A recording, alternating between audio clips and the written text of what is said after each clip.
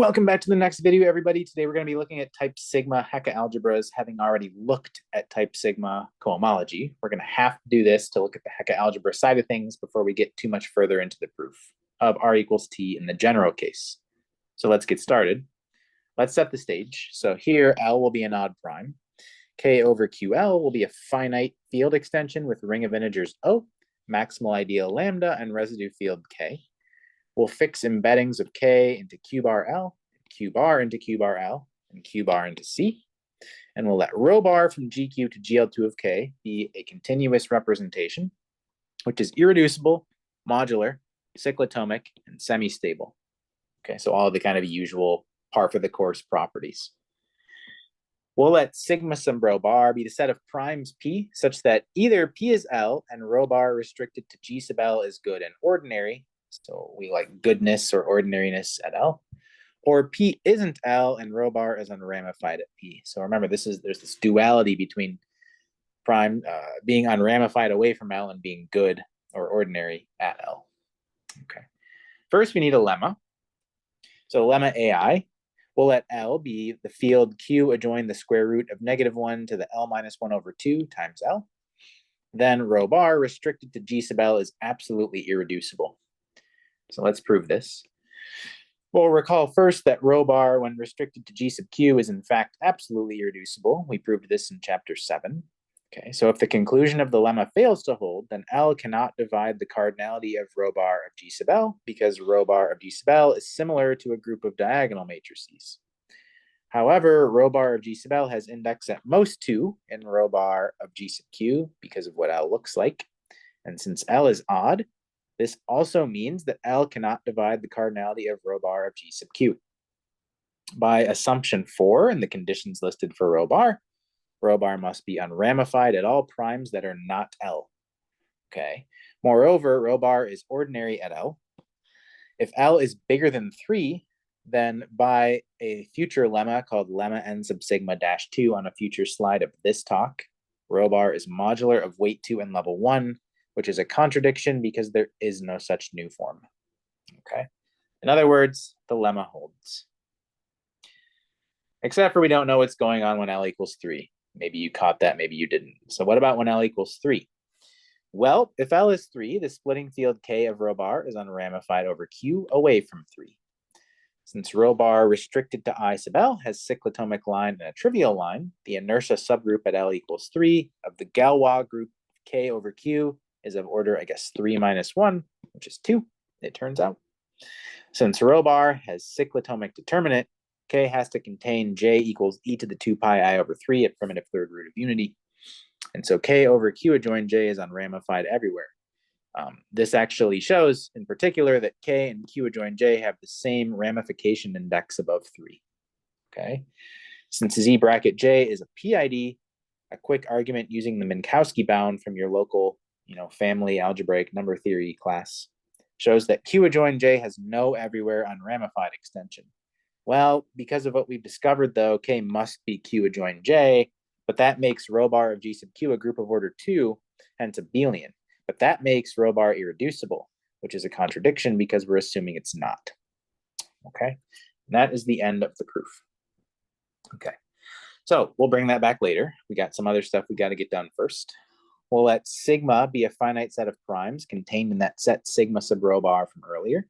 And we'll let n sub sigma be the set of new forms F such that rho F from GQ to GL2 of O prime F, so this is like the local ring of integers, is equivalent to a lifting of rho bar tensor K sub F over K, where K sub F is the residue field attached to F of type sigma. We now know what liftings of type sigma are as of the last video.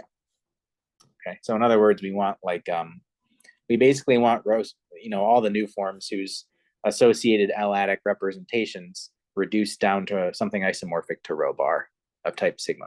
Okay. As an exercise, you can deduce from the basic properties of rho sub F, for example, found in DDT Theorem 3.1 or video 12, okay, of my playlist. And the formula for how n of rho bar divides n of rho, you can see lemma 2.7 of the Diamond-Darman-Taylor notes for that the following is true. And we'll call this lemma n sub sigma dash 1. And it tells you exactly what this n sub sigma is. It consists exactly of new forms F satisfying three properties. Rho bar sub F is isomorphic to rho bar tensor K sub F over K. That is sort of just by construction. Psi sub F, the Nabin typus of F, the character attached to F, is trivial.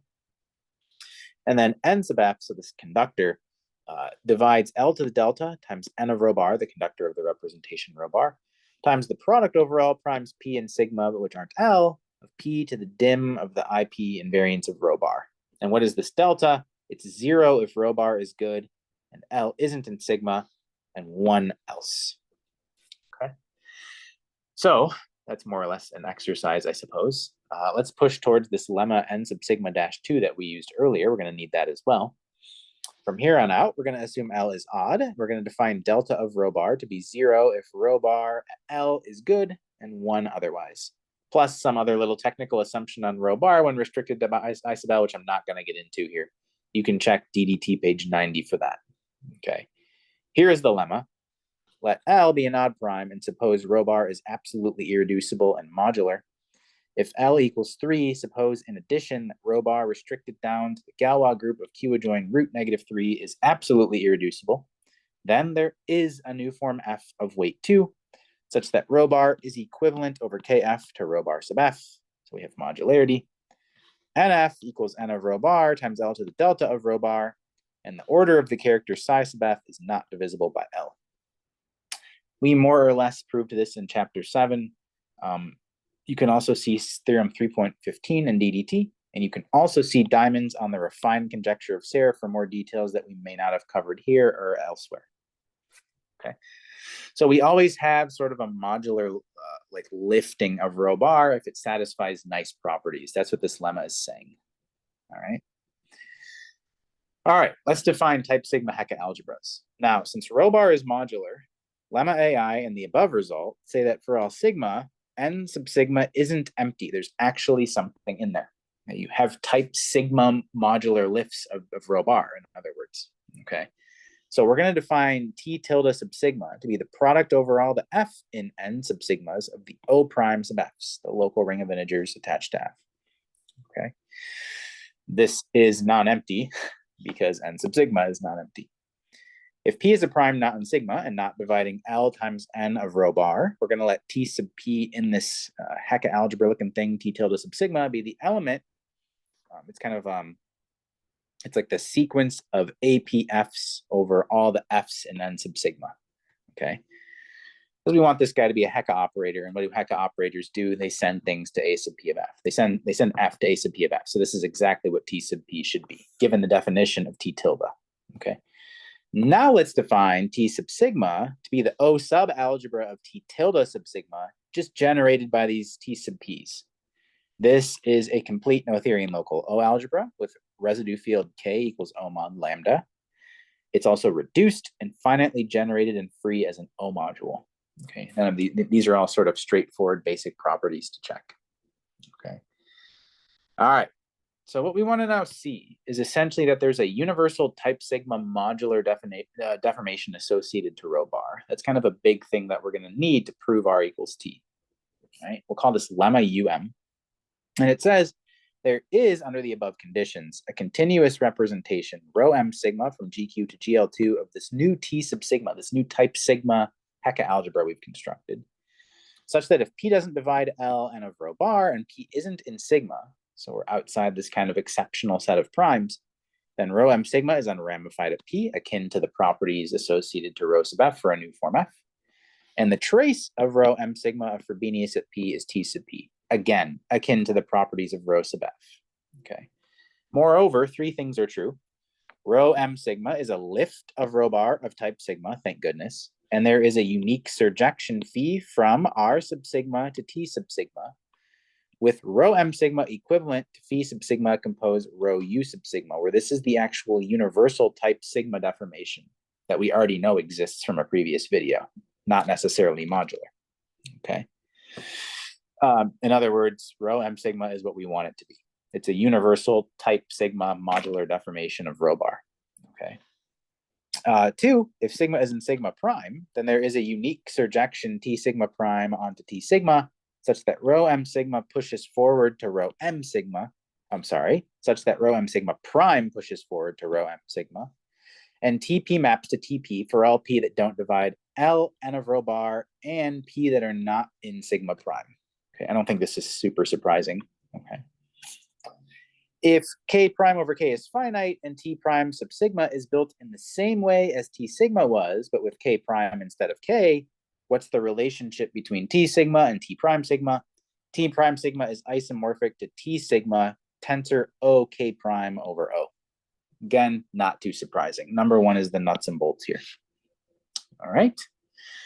We're going to sketch a little proof of this. I'm not going to really give too many details at all. It's actually a pretty straightforward argument. We'll let rho tilde m sigma be the following representation. It'll be the product of all the rho f's over f and n sigma from GQ to GL2 of T tilde sub sigma. You can quickly check using continuity and the Chebytarov density theorem that the diagonal entries of any rho tilde m sigma of G actually lie in T sub sigma. Essentially because the trace of rho tilde m sigma of G and the trace of rho tilde of m sigma of CG do, where C is complex conjugation. You can see page 95 of DDT for more details. Now, rho bar is assumed to be irreducible, right? So there exists a sigma in GQ with rho bar sigma equal to, let's say, star B star star with some B not equal to 0. Okay. We can assume by change of basis that rho tilde m sub sigma of this new lowercase sigma has upper right entry 1, of course. Okay. And so for all G and GQ, the lower left entry of rho tilde m sigma of my G lies in T sub sigma. And the way that you see this is you examine the upper left entry of rho tilde m sigma of lowercase sigma acting on G. Okay, given what you know about rho bar of lowercase sigma. And then you can show using a similar argument that I won't go through that the upper right entry of rho tilde m sub sigma of G also lies in T sub sigma. And so actually, I mean, just those things alone tell us that rho tilde m sub sigma is actually our candidate for the modular universal type sigma deformation of rho bar. And then, I mean, you've verified sort of the most important properties already, and the rest of the properties that you need to hold for this representation to actually be rho m sub sigma are straightforward verifications using well-known properties of both rho sub f and of type sigma deformations and rings at the universal level. Okay.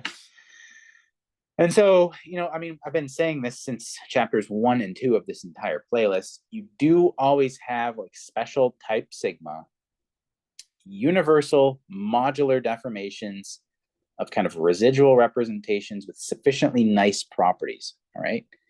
We've been sort of tacitly assuming this for a while. So here is kind of a sketch of the proof that it's actually true finally. Okay. So we're going to go on. We're going to keep pushing on toward the proof of R equals T in the general case. We are many, many videos away from completing it, but we'll get there. And so I'll see you guys next time. And thanks for watching.